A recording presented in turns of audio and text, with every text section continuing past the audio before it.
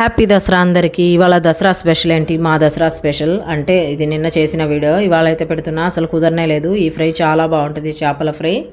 ఇక్కడ వచ్చేసి చేపల ఫ్రై చేశాను. మా చిన్నోడికి చేపల ఫ్రై ఇష్టం, మా పెద్దోడికి చేపల పులుసు ఇష్టం.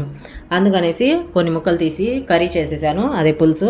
కొన్ని ఏమో ఫ్రై చేసేసాను. చాలా బాగుంటుంది ఫ్రై, ఇలా ట్రై చేయండి. ఇక్కడ వచ్చేసి ఫ్రై కోసము నేను మంచి పీసెస్ తీసి పెట్టాను. అలాగే అల్లం వెల్లుల్లి పేస్టు, ఉప్పు, కారం, పసుపు అన్నీ వేసి పెట్టాను. చూడండి, ధనియాల పొడి, అలాగే ఒక నిమ్మకాయ వేసేసి మొత్తం మిక్స్ చేసేసుకోవాలి బాగా.